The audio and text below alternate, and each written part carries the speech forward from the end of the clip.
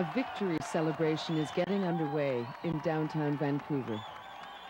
British Columbians have defeated the Socreds and voted the new Democratic Party into power for just the second time in BC history.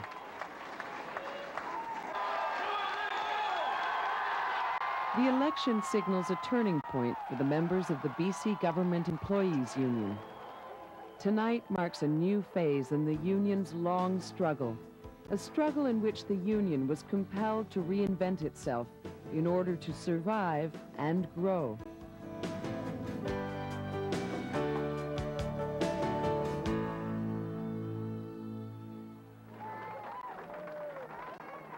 Eight years earlier, in 1983, the union had watched BC voters give another premier a landslide victory.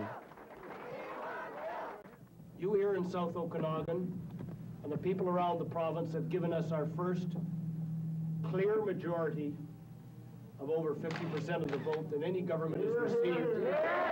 After Bill Bennett won his third majority, the social credit government embarked on a process that was ultimately intended to dismantle BC's public service. Phase one of that process was restraint. In every ministry, in every government office, in every crown corporation, and in every public body, restraint measures will be taken. Bill Bennett's July 1983 budget was a direct attack on public services in general and the BCGEU in particular. His restraint program went after human rights, welfare-related services, and labor, initially putting 200,000 public sector workers on notice they could be fired without cause. The firings began almost immediately. We're family support workers, and child care workers, and you as well, you're family support workers? Yes. And we were terminated yesterday, and we're picketing to draw attention to that. And we've been directed not to, by the ministry and supervisors, not to talk to the press. Throughout BC, trade unions and community groups responded quickly by forming Operation Solidarity. People of this province are very angry, including myself. I'm a housewife, and I really don't have that much to do with any labor unions or anything like that. But I know in a long term, it's going to have an effect on my life. 1983 was to be a summer of protest.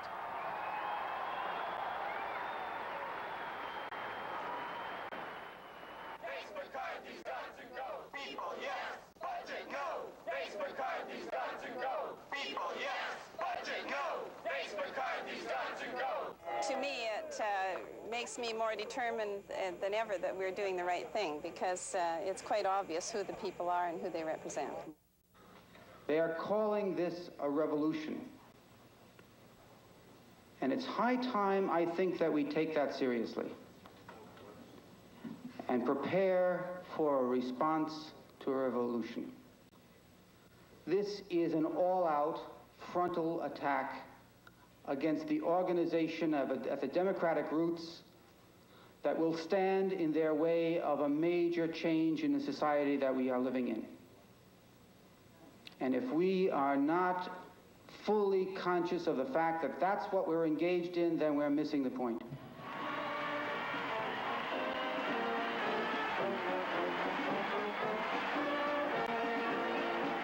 In early August of 1983, 50,000 people gathered at Vancouver's Empire Stadium to express their anger at the legislation.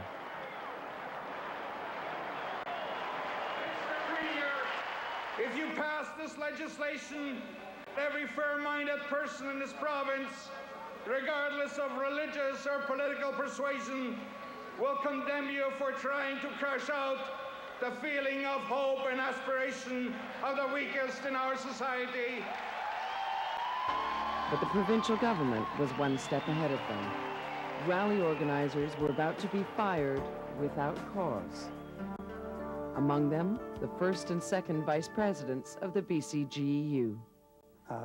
Diane Wood and I were working in the organizing of the rally, and we each got word in the middle of that that our jobs would be gone on the 1st of November when the bill came into effect. So not only ourselves, we looked around at the other people that they had announced, and of the I forget how many it was, 600 I think were the initial number, and probably out of that 400 were union activists.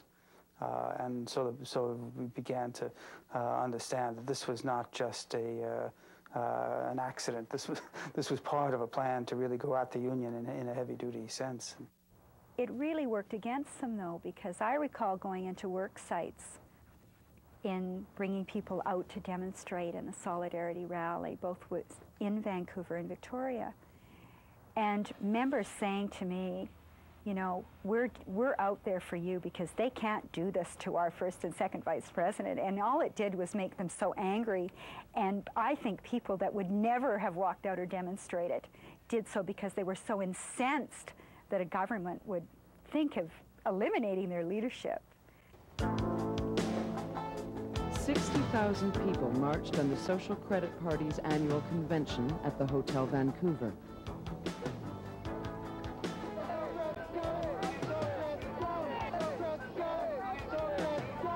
Inside the hotel, solidarity concerns were heard and dismissed. Today I want to tell those who oppose us, special interest groups, that while they may have concerns, we will listen. But we will never back down on the policies that we advocate. We look for strength, we look for improvement, but we will not back down on what we set out to do. The BCGEU was not prepared to back down either. I trust and hope that this convention will be sending a clear message back to Mr. Bennett. There will be no concessions at the bargaining table from our union. When contract negotiations with the government broke off, the rank and file voted for an escalating strike.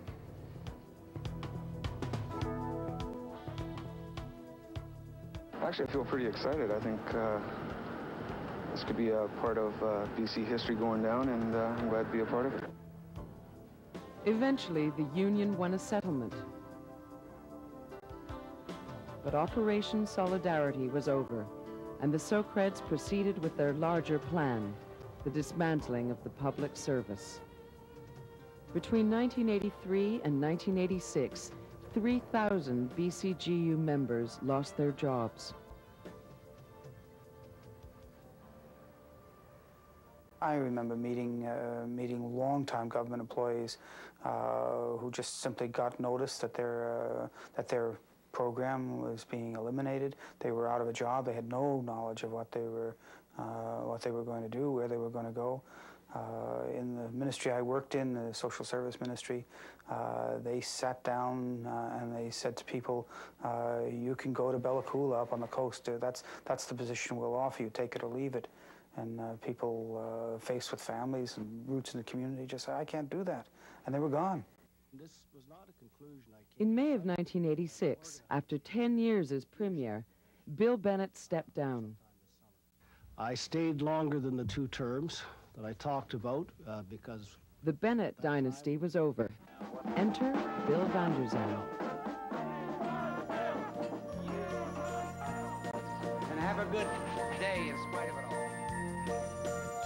Bill Vander, a former Socred cabinet minister and the owner of an $18 million roadside tourist attraction, Fantasy Gardens, promised BC voters prosperity and an end to confrontation.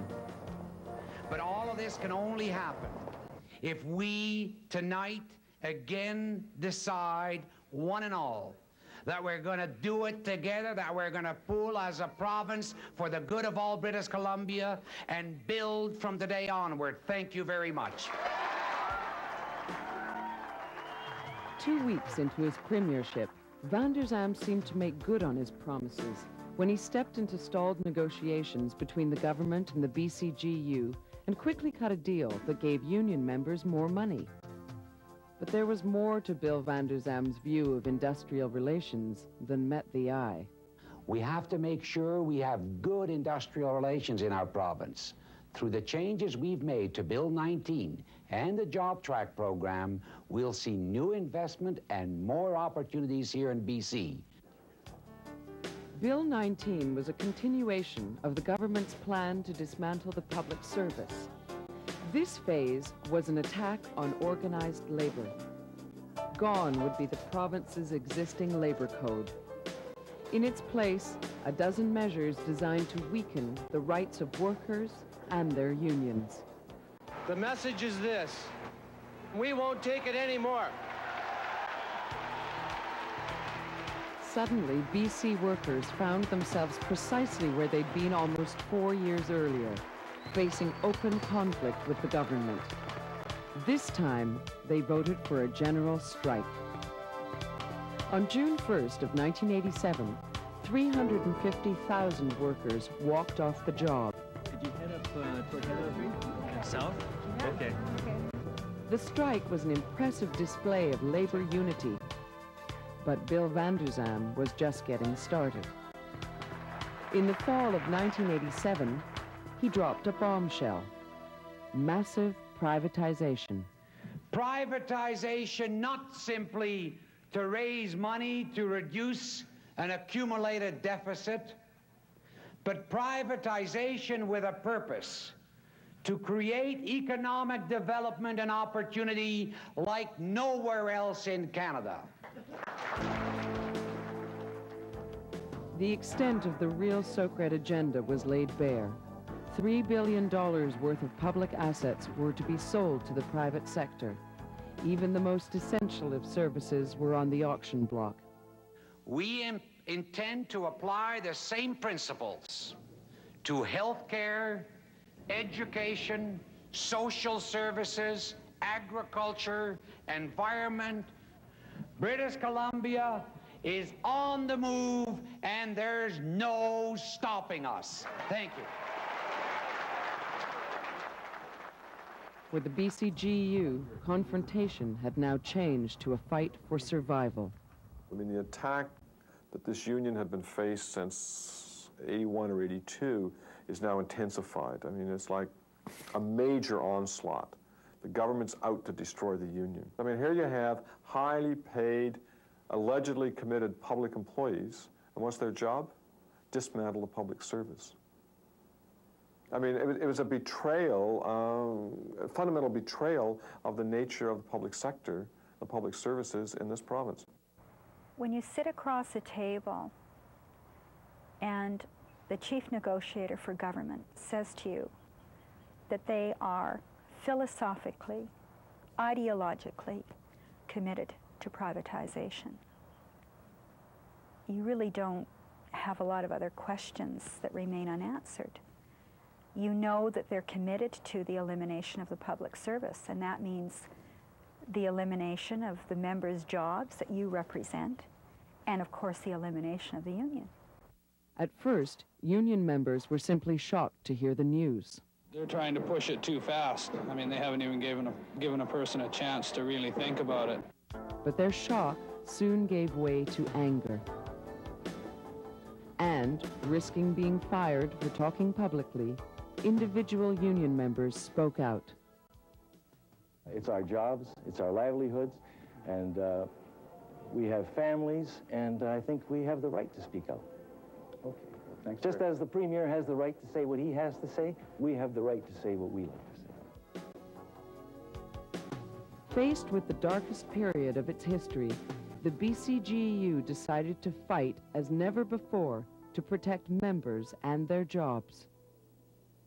But I make today an absolute and total commitment. We will rally our members. We will fight for our jobs. We will protect the public service. And I say to Bill Vander, you have no right to do this.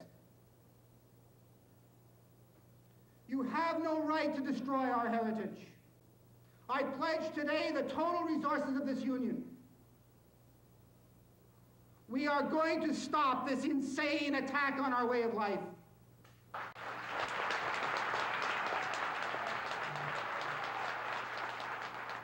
And they are driven by greed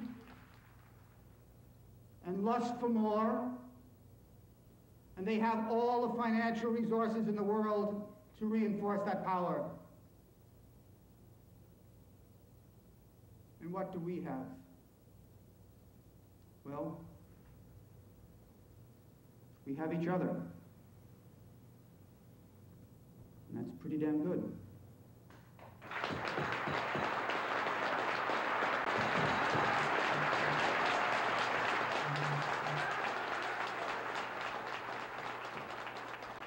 In its past confrontations with the government, the BCGEU had used traditional means, strikes and walkouts, to get its message across. But now that the Premier proposed to do away with the public service altogether, new responses were added to the traditional tools of unions. The union set aside $500,000 to create and run an advertising campaign designed to show the people of BC why privatization was not in the public interest. They call it privatization. It's where the provincial government sells off all its public responsibilities. Some things are more important than profit, like you and your family. Our teenage daughter's in trouble. Drugs. We can't afford the private clinics, and the government's cut its programs. Seems like they just don't give up. My brother gets confused. He gets picked up by the police. He's not a criminal. He's mentally ill. And now the government's put him out on the street. They just don't care. Remember that come election day. That campaign was extremely successful. We swung the public from being 2-to-1 in favor of privatization to 2-to-1 opposed to privatization. We garnered a lot of public support. The government lost any level of public approbation for privatization, and so they stopped the high-level stuff. In addition to its advertising campaign, the BCGEU enlisted many community organizations and municipal governments to fight privatization. We asked municipal councils to pass resolutions opposing liquor privatization. And 58 municipal councils in British Columbia, which at that time were the so-called farm teams, they said they were opposed to liquor privatization.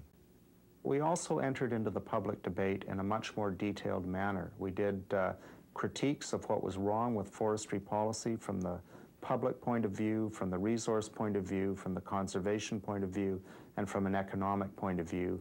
And we let the public know that we had many of the same interests they did, and that we had the members with the expertise to comment on it. We were so successful at that the government in the late 80s and the early 90s wouldn't think now, I believe, of setting up any kind of hearing process on forestry matters without considering the BCGEU one of the interested parties. The BCGEU succeeded in protecting some public services, but still thousands of members were fired.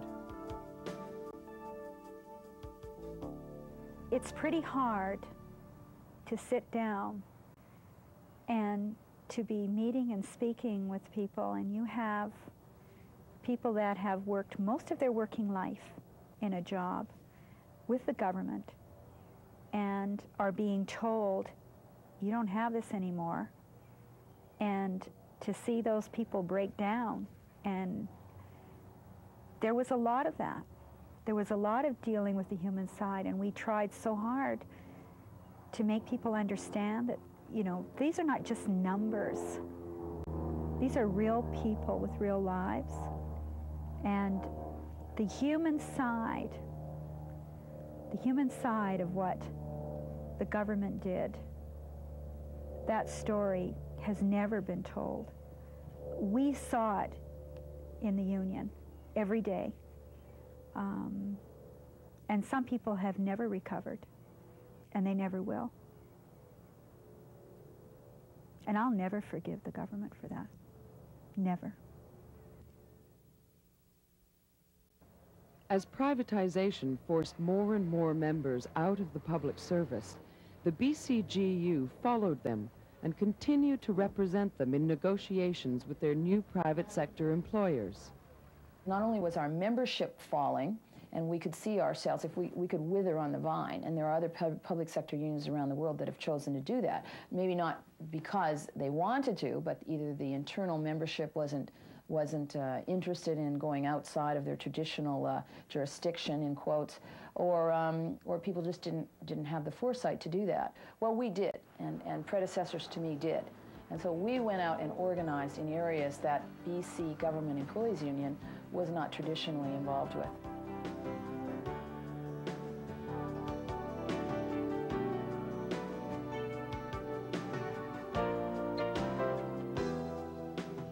As a result of its fight for survival, the BCGEU emerged both strengthened and enriched by its newfound diversity.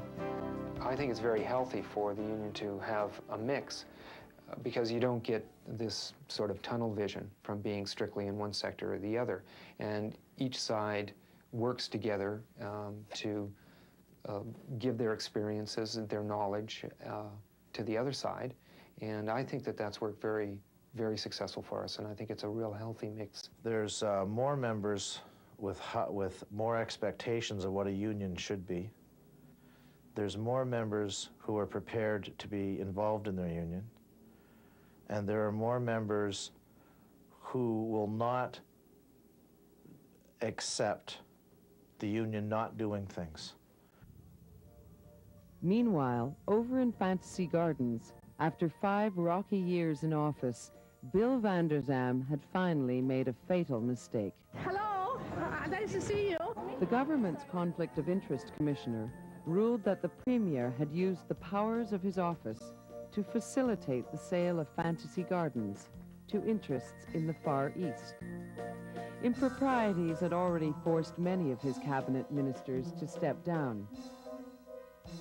Now it was the Premier's turn. Yesterday, in meetings with my lawyers, I was encouraged by the strength of their submissions to Mr. Hughes, and I believed that the findings would be favorable. Regrettably, the findings are not what I had expected. Who's the Premier, sir? A longtime Vander ally, Rita Johnson, took over as Premier.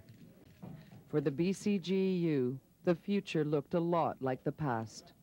You've still got a vestige of government, but it doesn't stop the problem. The problem is that the government wants to go out of the business of governing. It wants to eliminate public services because it believes that private is good and public is bad. So, I mean, that requires a change in government. The answer becomes, honestly, a political solution. Good morning, Richard Wayne's campaign office. When the next provincial election was called in the fall of 1991, the BCGEU was ready to wage one more battle. Determined to have a greater say in who their next employer would be, union members worked on the campaign to defeat the Socreds. Joint's going to go around to all the campaign offices, so my car cart will be here tomorrow night.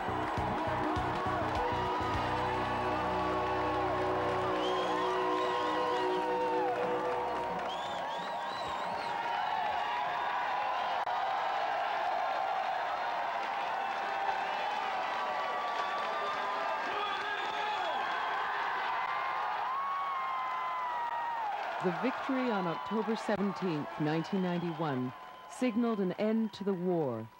The defeat of the Socreds opened the possibility of a new relationship with government. Negotiations with the new government might not be any easier, but at least there would be negotiations. Since that night, there have been many achievements. Government-imposed wage controls were lifted and collective bargaining for public employees resumed.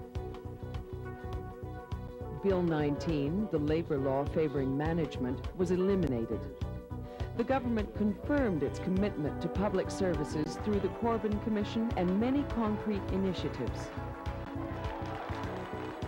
And the government also moved forward in implementing pay equity and employment equity.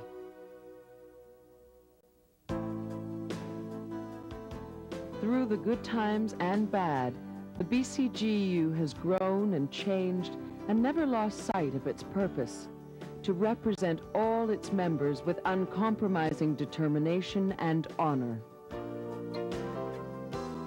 There's not anything you can't do if you decide you have to do it. People say, oh, what can we do to change things? Boy, in this union, we changed a lot of things in a fairly short period of time. The Socreds are history, and we're still here.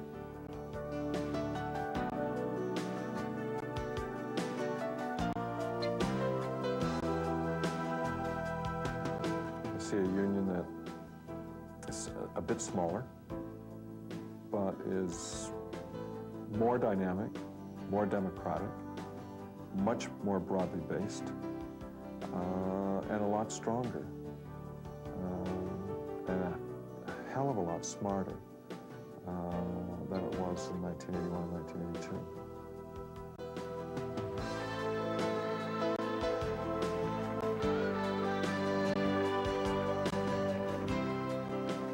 Like the boat that righted itself, and we bailed it out, we built new hatches, and we sewed new sails, but the crew is stronger. The crew knows that they can survive in that process, and people are looking to us.